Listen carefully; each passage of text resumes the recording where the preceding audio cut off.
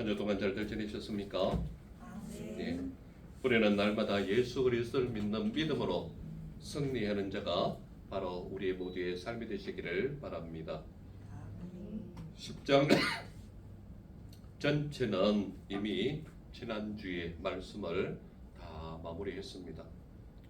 그래서 여러분들이 이 10장 전체에서 무엇을 말씀하고 있는지를 기억하면 참으로 복된 여러분들의 삶이 되리라 믿습니다. 그래서 오늘은 누가복음 10장 전체를 압축해서 무엇을 말씀하고 있는지를 우리가 같이 나누는 그런 시간이 되기를 바랍니다. 그래서 대표적인 구절을 오늘 16절 말씀으로 읽었는데요. 16절 말씀을 근거로 제목이 뭘로 되어 있습니까? 듣는 자. 듣는 자입니다. 듣는 자. 정확하게 말하면 16절에 제가 다시 읽습니다. 너희 말을 듣는 자는 곧 내 말을 듣는 것이요 너희를 저버리는 자는 곧 나를 저버리는 것이요 나를 저버리는 자는 나 보내신 이를 저버리는 것이라 하시니라. 그래서 10장 전체의 말씀 속에는 바로 듣는 자에 대한 내용들을 말하고 있습니다. 이 듣는 자는 어떤 자냐? 16절에서 나타나는 것을 그냥 한 문장으로 막 간단하게 만들어 보면 너희 말을 듣는 자는 곧 내 말을 듣는 것이다 이 말입니다. 그래서 누가복음 10장 전체는 무엇에 포커스를 맞추고 있느냐? 듣는 자가 어떤 자냐라는 겁니다. 그래서 너희 말을 듣는 자는 곧 내 말을 듣는 것이다. 이 말은 너희는 누구를 얘기합니까? 예수님을 따르는 제자들을 말하고 있는 것입니다. 그래서 9장에는 12제자를 파송하는 것이 나오고 10장에는 그 외에 70인의 제자들을 파송하는 그런 모습을 보이고 있다 이 말입니다. 그래서 10장 전체에서 가장 주제되고 핵심되는 말씀은 듣는 자입니다. 듣는 자. 너희 말을 듣는 자는 곧 내 말을 듣는 것이다. 이 말은 너희 말을 듣는 자는 누구를 말하는 거예요? 예수님의 제자들, 즉 말하자면 70인의 파송된 제자들이 전하는 말, 이것이 너희가 하는 말입니다. 너희 말을 듣는 자는 누구예요? 지금 말씀을 듣고 있는 자란 말이에요. 듣고 있는 자는 누구의 말을 듣는다는 거예요? 스승부 말을 듣는다는 거예요? 예수님의 말을 듣는다는 거예요? 예수님의 말을 듣는다는 이야기입니다. 그러니까 한낱 인간이 전하는 말로 들어야 되는 겁니까? 아니면 하나님께서 여러분들에게 전하는 말로 들어야 하는 겁니까? 하나님께서 친히 여러분들에게 지금 전하고 있다라고 들어야 하는 것입니다. 그래서 너희 말을 듣는 자는 곧 내 말을 듣는 것이다. 이 말은 70인 파송하는 그 제자들을 내보냈을 때에 그들이 전하는 말을 듣는다면 그 말을 듣는 자는 곧 누구의 말을 듣는다는 거예요? 예수님을 전하는, 즉 예수님 자체가 말씀하시는 것을 듣는 것과 같다라는 것을 말하고 있는 것입니다. 그래서 이 너희 말을 듣는 자는 곧 내 말을 듣는 것이다 라는 것 속에 하나님께서 우리에게 전달하고자 하는 것은 제자들의 사역권위가 뭐예요? 즉 말하자면 12제자를 파송했고 70인의 제자들을 파송했는데 그들이 전하는 말씀의 권위가 어디에 있다는 거예요? 하나님께 있다는 것을 말하고 있는 것입니다. 그래서 제자들의 사역권위가 그들을 파송하신 예수님과 하나님께로부터 이것이 왔다, 말미암았다, 이것을 의미하는 것이 바로 16절에 있는 말씀입니다. 그러면서 이 자체가 너희 말을 듣는 자는 곧 내 말을 듣는 것이다 그랬기 때문에 예수님이 파송하신 것과 하나님께서 친히 파송하신 것이라는 것을 무엇을 해주는 거예요? 확인을 해주는 거란 말이에요. 누가? 예수님과 하나님께서 너희를 파송하는 것에 대한 확인이 바로 너희가 하는 말을 듣는 자는 내가 하는 말을 듣는 것과 같은 것이다 라고 말하고 있는 것입니다. 이것은 하나님 나라의 복음을 거절하는 것이 하나님과 맺은 언약적 체계 자체를 무효화시킨다라는 것을 정확하게 확인시켜 주는 것이다 이 말입니다. 그 말은 무엇을 말하는가 하면은 16절 후반절 한번 보세요. 후반절에 나를 저버리는 너희를 저버리는 자는 곧 나를 저버리는 것이요 나를 저버리는 자는 나 보내신 이를 저버리는 것이라 이렇게 말하고 있지 않습니까? 그러니까 예수님께서 너희 말을 듣지 않으면 내 말을 듣지 않는 것이고 내 말을 듣지 않는다는 것은 나를 보내신 이의 말도 듣지 않는다는 것을 말하고 있거든요. 나를 보내신 이는 누구예요? 하나님 아버지를 의미하고 있거든요. 그러니까 제자들이 파송되어서 전하는 말씀을 듣지 않는 자는 예수님의 말도 거부하는 것이요 하나님 아버지께서 명령하신 것도 거부하는 것이다 이 말입니다. 그래서 여기서 말씀하는 것은 하나님 아버지께서 말씀으로 언약적 체계를 하셨고 말씀의 축복도 임하게 하시겠다라는 약속도 했고 이 모든 것을 했는데 이 말씀 자체 즉 보내신 자 즉 말하자면 하나님의 말씀을 전하고자 파송된 자들의 말씀을 듣지 않는 자는 어떻다는 거예요? 하나님의 약속과 관계없는 자 하나님의 축복과 관계없는 자 언약 체결과 관계없는 자가 너희 말을 듣지 않는 자다라는 것을 확인시키고 있다 이 말입니다. 그렇다면 오늘 예배하면서 제가 전하는 이 말씀을 서성무 목사라는 개인의 말로 들어야 될까요? 하나님께서 친히 전하시고 있다라고 들어야 될까요? 하나님께서 친히 전하고 있다라는 개념이다 이 말입니다. 저는 하나님께서 보내신 대사의 역할을 하는 것이기 때문에 하나님 아버지께서 말씀하신 그 자체를 그대로 전달해야 될 책임이 제게 있거든요. 그렇다면 저는 누구의 말씀을 전한다는 거예요? 하나님 아버지의 말씀 그대로를 전하는 거예요. 그러므로 이 말씀을 거부하거나 마음속에 배척하거나 이 말씀에 대한 순종함이 없다면 너희는 하나님과 관계없는 자다 이 말을 하고 있는 겁니다. 그래서 이 말씀 속에서는 분명하게 너희가 이 말씀을 거부한다면 하나님 아버지의 언약 체결이 끝났다라고 말하는 거예요. 하나님의 축복의 약속이 너희와는 관계없다는 것을 말하고 있단 말이에요. 그러므로 결과적으로 그러한 자는 무엇을 받지 못한다? 구원에서 제외된다. 이것을 이야기하는 것입니다.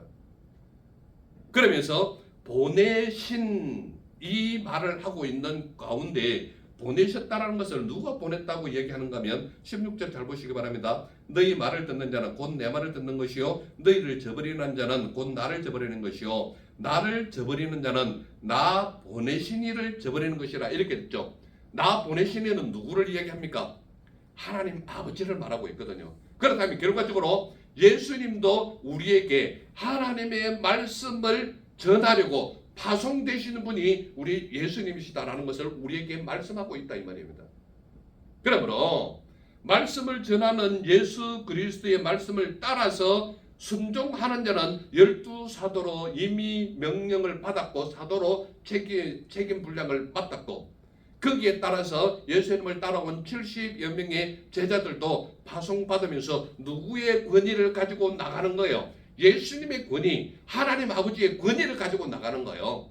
그렇기 때문에 예수님께서 너희 말을 듣지 않는 것은 나를 저버리는 것과도 같지만 나 보내신 이를 저버리는 것도 같다라고 말하고 있는 겁니다. 그렇다면 나 보내신 이는 누구를 의미합니까? 하나님 아버지를 버리는 것이다 이 말입니다. 그렇다면 구약 성경에서 나타나는 수많은 것들과 누가복음 신약 성경에서 나오는 모든 하나님의 언약적 체계를 제자들을 거부하거나 그 말을 저버리는 자는 결과적으로 하나님께서 말씀하신 모든 체계과는 관계없는 자가 된다. 이것을 의미하는 것이거든요. 그래서 너희 말을 듣는 자는 곧 내 말을 듣는 것이다. 이 안에 속에는 요한복음 8장 42절에 보면 이런 말씀이 있습니다. 내가 하나님께로부터 나와서 왔음이라 나는 스스로 온 것이 아니요 아버지께서 나를 보내신 것이니라. 이 말씀이 있거든요. 이게 요한복음 8장 42절에 있는 말씀입니다. 그러므로 나 보내시니 정말 하자면 예수님께서 그 말씀을 친히 하실 때는 나를 보내신 이가 하나님 아버지라는 것을 예수님께서 친히 언급하고 계시거든요. 그러므로 보내셨다라는 말씀 자체 속에 포함된 것이 뭐냐? 예수님께서도 역시 하나님 나라의 선포의 사명을 띠고 하나님으로부터 보내심을 받은 자가 예수님이시다라는 것을 나타내고 있다 이 말입니다. 그래서 너희 말을 듣는 자는 곧 내 말을 듣는 것이다 라고 말하는 것 속에는 나도 아버지께로부터 파송받은 사명을 가진 자가 나다라는 것을 말하고 있거든요. 예수님께서. 그렇다면 이 제자들은 너희 말을 듣는 자는 곧 내 말을 듣는 것이다 라고 말하고 파송하는 그 역사적 의미 속에서 나타나는 가장 중요한 것은 너희 말을 듣지 않으면 나의 말도 저버리는 것이고 나 보내신 이의 말도 저버리는 것이다. 이렇게 얘기를 하는 겁니다. 그러므로 제가 전하는 하나님의 말씀에 순종하지 않고 믿지 아니하고 따르지 아니하고 그 말씀을 거부한다면 결과적으로 예수님도 거부하는 것이요 예수님을 파송한 아버지도 저버리는 것이 된다. 이것을 강력하게 말하고 있는 것입니다. 그래서 듣는 자는 무엇을 들어야 된다고요? 인간 스승무의 말을 듣는 것이 아니라 나를 보내신 예수 그리스도의 말씀을 듣는 것이요 예수 그리스도를 파송하신 하나님의 말씀을 듣는 것이 바로 여러분들이 듣는 자의 모습이다 이 말입니다. 그러므로 이 말씀을 들을 때에 그냥 목회자니까 인간이니까 이렇게 받아들이는 것과 하나님께서 오늘 나에게 들려주시려고 이런 말씀을 하시는 것과 이렇게 듣는 분별력이 분명히 나타난다면 내가 취해야 될 삶의 모습이 어떤 것인가를 알게 하시는 분이 여호와 하나님이시다. 그러므로 듣는 자는 어떠한 모습이 되느냐? 그 말씀을 들어서 순종하고 그 말씀을 환영하는 자의 모습이 우리의 삶이 되어야 된다는 것을 말하고 있는 것입니다. 그렇다면 너희 말을 듣는 자는 내 말을 듣는 것이다 라고 말씀하시는 이유가 뭘까요? 이 말씀을 하는 이유가 뭐냐 이 말이에요.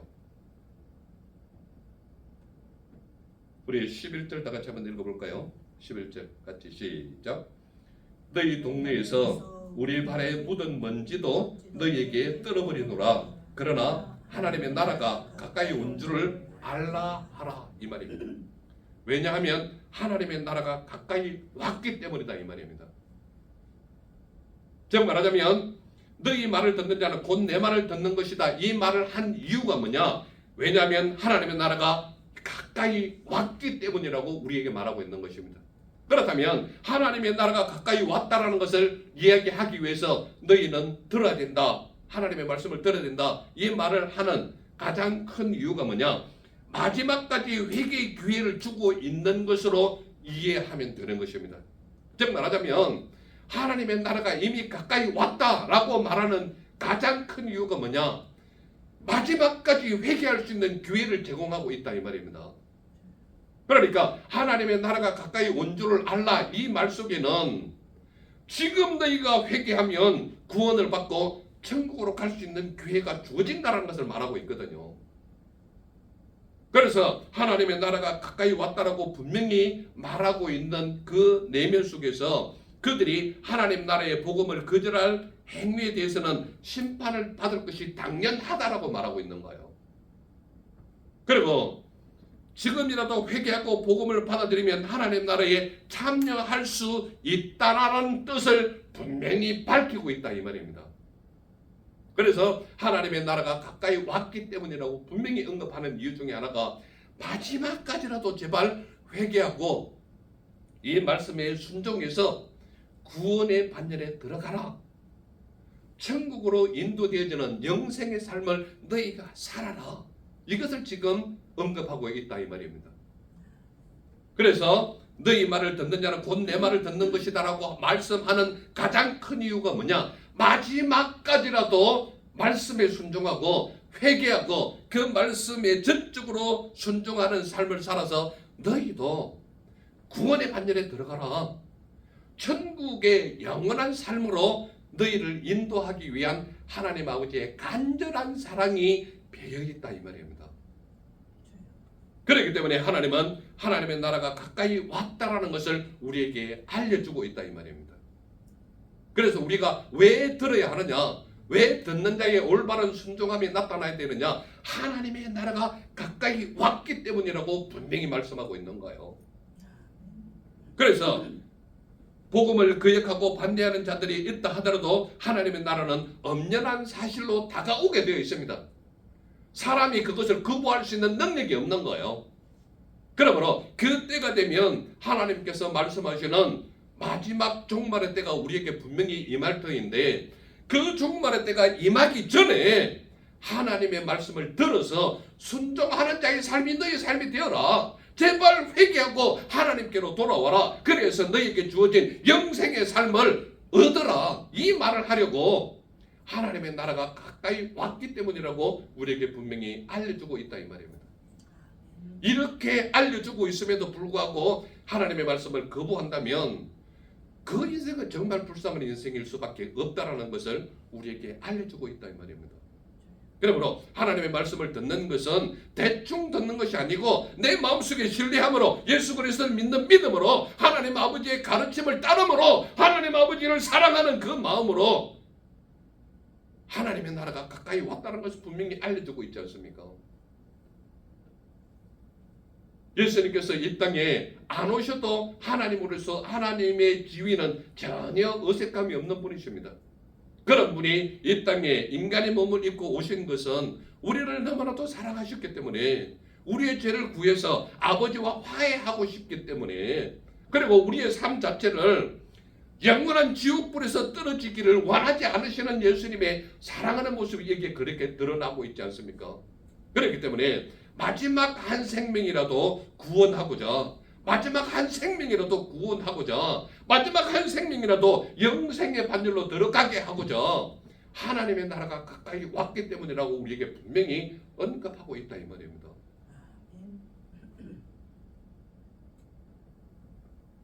그 정확한 의미가 어떤 의미로 나와오든지 간에 하나님의 나라의 도래는 분명히 오게 되어 있습니다. 그러므로 그 때가 되면 우리는 하나님 아버지의 사랑하심과 은혜로우심과 마찬가지로 또한 기쁨을 누리는 그 순간이 올 터인데 그 기쁨의 순간에 어떤 사람은 뜨거운 지옥불로 어떤 사람은 말할 수 없는 기쁨의 하나님의 나라로 갈 터인데 그 대열 속에서 단 한 명이라도 지옥불에 떨어지는 것을 원하지 않으시는 예수님의 사랑이 여기 그대로 드러나고 있는 거예요. 우리에게 분명히 하나님의 나라가 가까이 왔기 때문이라고 제시하는 이유는 너희가 하나님의 말씀을 들어야 할 이유가 있다는 거예요. 그 이유가 뭡니까? 너희를 사랑하기 때문에 너희를 구원해야 하기 때문에 너희에게 영생을 제공하고자 하는 하나님의 사랑을 끝까지 나타내고 있기 때문이라고 우리에게 분명히 말하고 있는 것입니다.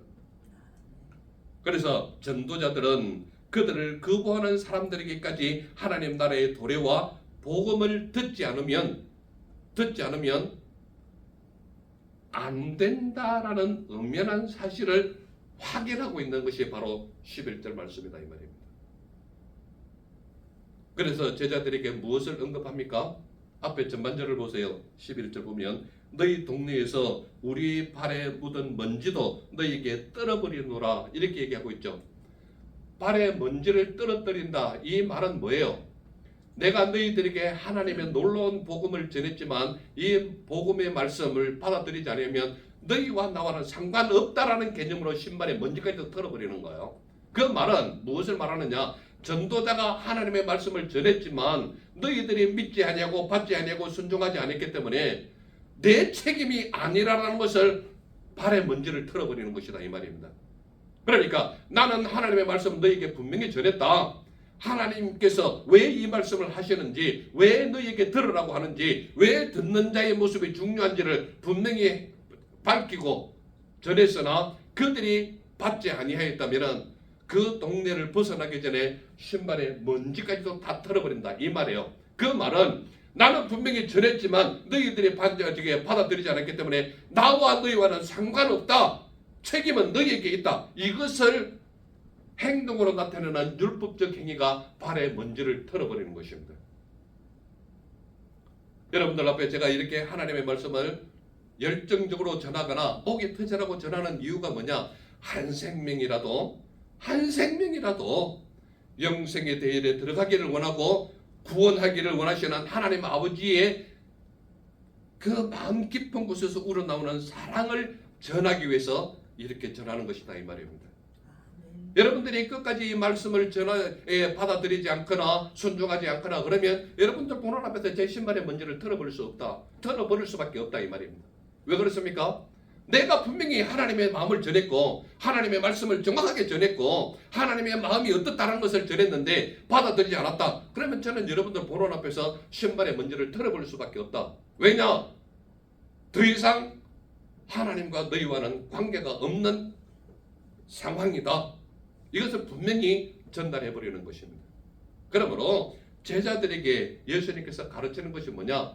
하나님의 말씀을 전했을 때에 그 말씀을 받아들이지 않거나 순종하거나 순종하지 않거나 그 말씀을 거부한다면 그 마을을 나올 때에 너희 신발의 먼지를 털어버리라.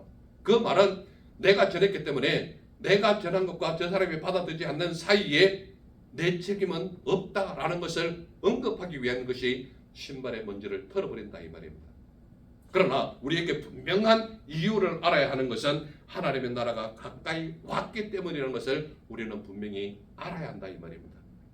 그렇다면 이 말씀에 대한 분명한 우리의 예를 드는 어떤 모습이 나타나고 있을까요? 분명한 예를 나타나고 있는 것이 있습니다. 어디에 있습니까? 27절 다 같이 한번 읽겠습니다. 27절 다 같이 한 목소리 읽겠습니다. 시작.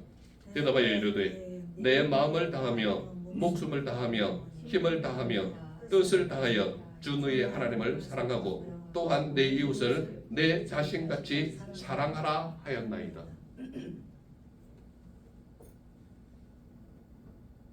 분명히 알아야 하는 것이 너희 말을 듣는 자는 곧 내 말을 듣는 것이다.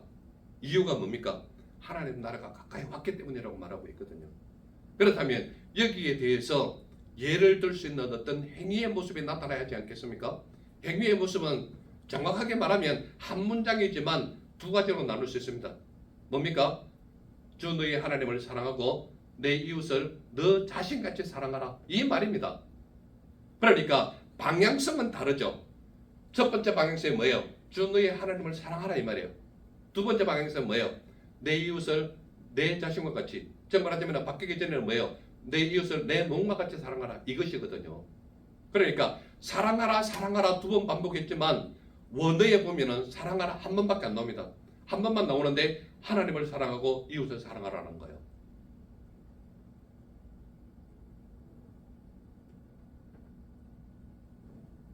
주 너의 하나님을 사랑하고 내 이웃을 너 자신같이 사랑하라 라고 27절에 말하고 있는데 이것은 엄격하게 말하면 신명기 6장 5절을 인용하고 신명기 6장 5절에 보면 이런 말씀이 있거든요.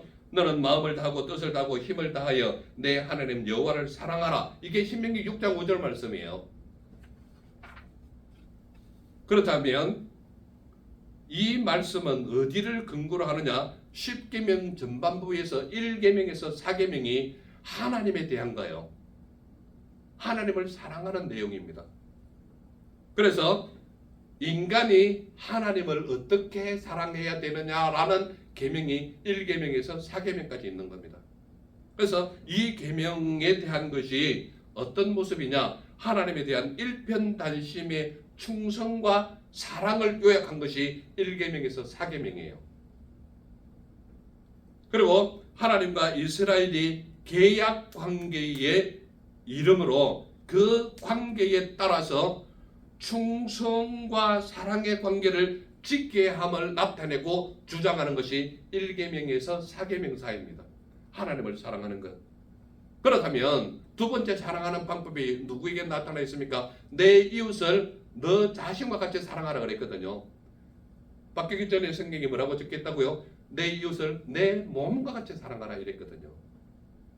이것은 레위기 19장 18절에 있는 말씀입니다.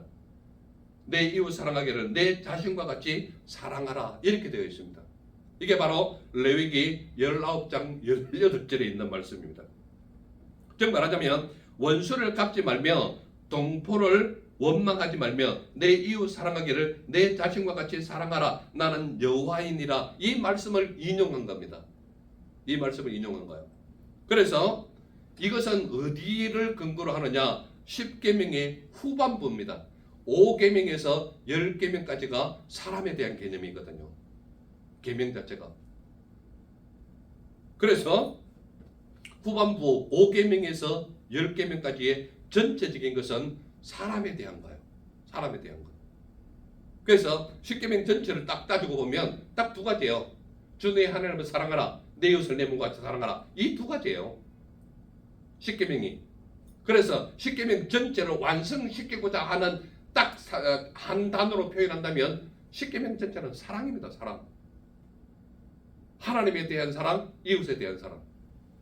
이웃에 대한 사랑이 결과적으로 뭐예요? 사람에 대한 사랑이거든요.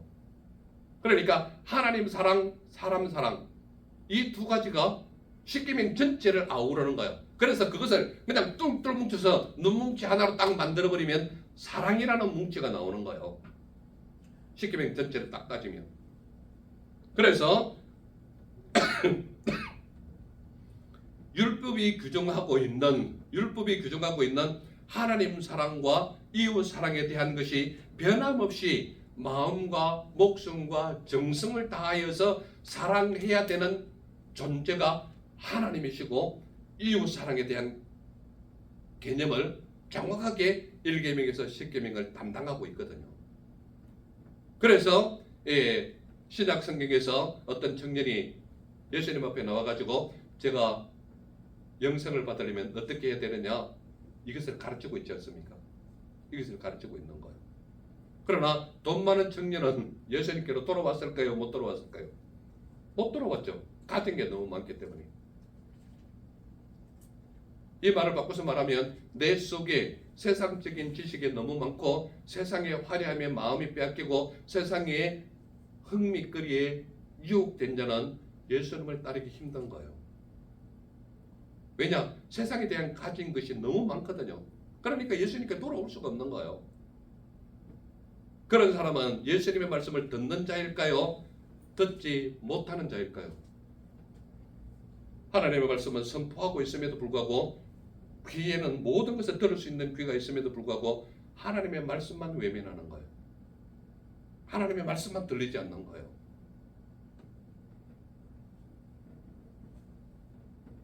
그러나 제가 지난번에 설교에서도 분명히 말했지만 평생 동안 단 한순간도 말씀이 말하는 이런 사랑을 행할 수 있는 사람은 단 한 사람도 없습니다.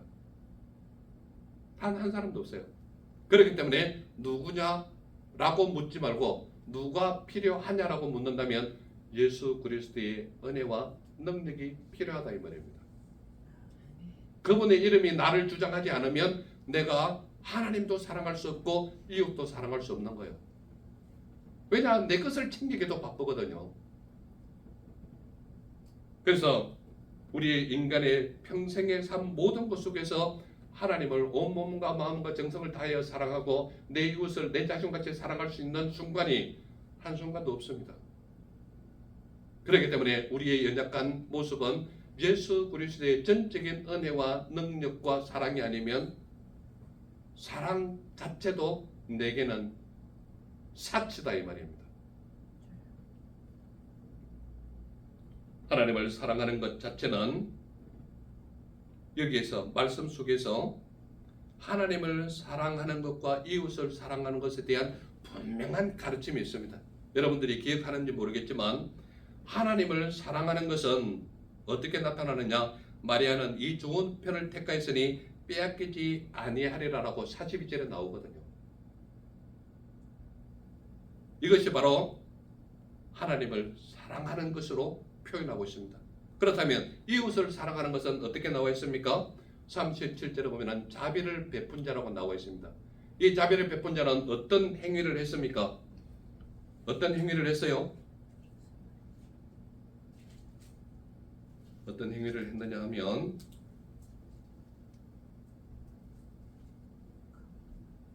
자 34절 한번 볼까요? 34절 같이 한번 읽겠습니다. 시작. 가까이 가서 기름과 포도주를 그 상치에 붓고 싸매고 자기 짐승에 태워 주막으로 데리고 가서 돌보아 주니라. 이렇게 한 자가 누구라고요? 자비를 베푼 자. 자비를 베푼 자가 누구라고요? 사마리아 사람. 그러나 유대인들은 그를 자비를 베푼 자라고 표현합니까? 사마리아 사람이라고 표현합니까? 자비를 베푼 자라고 표현하고 있습니다. 왜 그렇습니까? 그들의 이웃의 범위는 유대인의 범위 내에 있는 이웃에 한정을 지었거든요. 그러나 예수님은 결코 이웃의 범주에 유대 사람만 그렇게 이웃이라고 한정 지은 적이 없습니다. 이웃이 되어주느냐 이웃이 누구냐가 중요한 것은 결코 관점 차이다 이 말입니다. 누가 이웃이 되어주느냐, 도움이 필요한 자에게 이웃이 되어주는 것이 정상적입니다. 그렇기 때문에 하나님을 사랑하는 것과 이웃을 사랑하는 것에 대한 분명한 관점을 우리에게 제시했다면 우리에게 남겨진 마지막 결론이 무엇이라고 말합니까? 너희 말을 듣는 자는 곧 내 말을 듣는 것이라고 분명히 말하고 있습니다.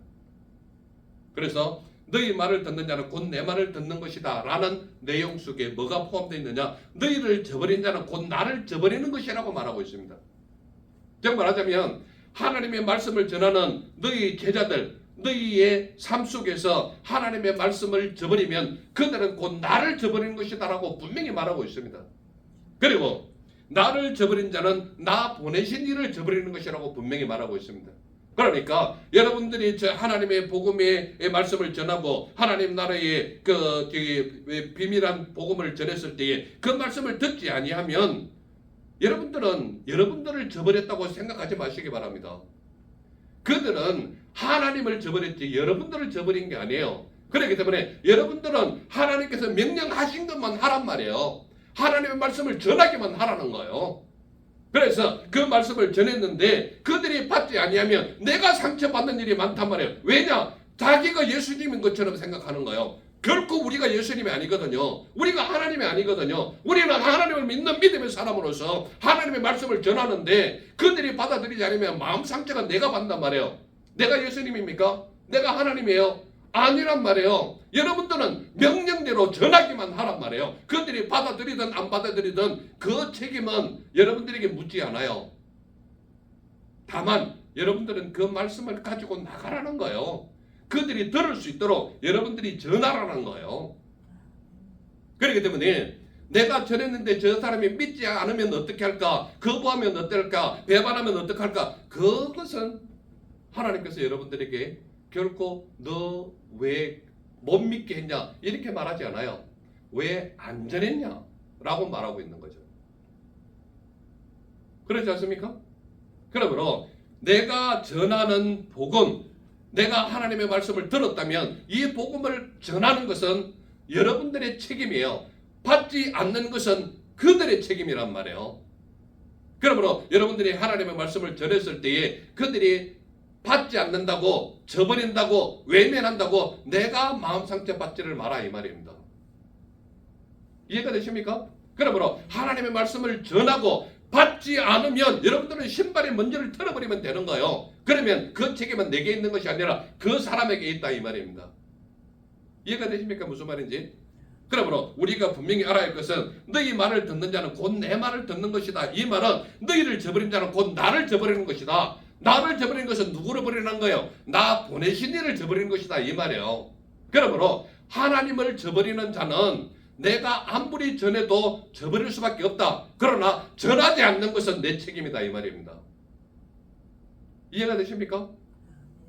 그러므로 여러분들은 다른 말 하지 마시고 너희 말을 듣는 자는 곧 내 말을 듣는 것이다 분명히 우리에게 했기 때문에 여러분들은 하나님의 말씀을 들은 자로서 들은 자의 책임과 의무를 하라 이 말입니다. 그 이후에 책임까지 여러분들이 지려고 하지 마라 이 말입니다. 이해가 되십니까? 그래서 이 말씀을 듣는 저와 우리 모두는 분명히 좋은 것이 무엇이고 나쁜 것이 무엇인지 분별해서 좋은 편을 택해라 이 말입니다. 이해가 되십니까? 하나님의 말씀을 들으면 여러분들은 나쁜 것은 제거할 줄 알아야 되고 좋은 것은 택할 줄 알아야 되는 거예요. 마리아는 주의 발치에 앉아서 그의 말씀을 듣는 자로서의 삶을 살았거든요. 그래서 예수님께서 마리아를 어떻게 평가합니까? 그는 좋은 편을 택했으니까 빼앗기지 아니하리라 말씀하고 있지 않습니까? 자, 우리 39절 다 같이 한번 읽겠습니다. 39절 다 같이 시작. 그에게 마리아라 하는 동생이 있어 주의 발치에 앉아 그의 말씀을 듣더니 무엇을 택했습니까? 좋은 편을 택한 겁니다. 좋은 편. 그렇기 때문에 예수님이 뭐라고 표현합니까? 그는 좋은 편을 택했기 때문에 빼앗기지 아니하리라고 분명히 말씀하고 있는 거예요. 42절 다 같이 읽겠습니다. 시작. 몇 가지만 하든지 혹은 한 가지만이라도 족하니라. 마리아는 이 좋은 편을 택하였으니 빼앗기지 아니하리라. 여러분들은 하나님을 사랑하는 것을 택하셨습니까? 하나님의 말씀을 순종하는 것을 택하셨습니까? 아니면 하나님을 저버리는 쪽으로 택했습니까? 어느 것을 택하든지 책임은 여러분들에게 있습니다. 그러나 확실하게 좋은 편을 택했다면 빼앗기지 마시기 바랍니다. 그것마저 빼앗긴다면 여러분들의 삶 자체는 죽어도 죽은 것이 아니라고 제가 몇 번을 표현하고 있지 않습니까? 죽어도 죽은 것이 아니라고 말하는 것은 많은 사람들은 죽음으로 끝나는 줄 알지만 죽고 난 이후의 영원의 세상은 말할 수 없는 기쁨으로 펼쳐지느냐, 이 세상에 사는 어떤 고통보다 더 큰 고통이 있느냐, 여러분들의 갈림길에 놓여 있는 것입니다. 여러분들은 무엇을 들으시겠습니까? 무엇을 듣는 자의 삶을 사시겠습니까? 하나님의 말씀에 순종하시겠습니까? 아니면 하나님의 말씀을 저버리시겠습니까? 분명한 것은 여러분들이 듣는 자라면 듣는 자의 삶을 살 것이요, 저버리는 자의 삶을 산다면 저버린 자의 삶이 여러분들의 것이 되는 것입니다. 그러므로 적어도 무엇을 듣는지를 알아서 듣는 자의 순종을 하느냐 거부하느냐 확실한 자기의 모습이 나타나야 된다 이 말입니다. 그래서 듣는 자는 좋은 편을 택하였으니 빼앗기지 아니하는 자의 삶이 너희의 삶이 되어라, 이 말을 우리에게 분명히 하고 있는 겁니다. 그래서 저와 우리 모두는 분명히 하나님의 말씀을 듣는 자가 되어서 좋은 편을 택해서 결코 빼앗기지 아니하는 자의 삶이 우리 모두의 삶이 되시기를 간절히 소망하는 것입니다. 아멘. 기도하겠습니다. 사랑의 주 하나님 감사합니다. 오늘도 우리에게 듣는 자가 어떠한 자의 모습인지 깨닫게 해주시니 감사합니다. 우리의 모든 생각과 삶이 예수 그리스도께로 향하여 나아가기를 소망하오니 하나님의 말씀을 듣는 자로서, 기뻐하는 자로서, 순종하는 자로서, 하나님의 말씀을 따르는 자로서 온전한 삶을 살게 하옵소서. 그래요, 좋은 편을 택한 자로서 결코 빼앗기지 아니하는 자의 삶이 우리 모두의 삶이 되게 하옵소서. 나를 원하신 예수님 이름으로 감사하며 기도드렸사옵나이다. 아멘.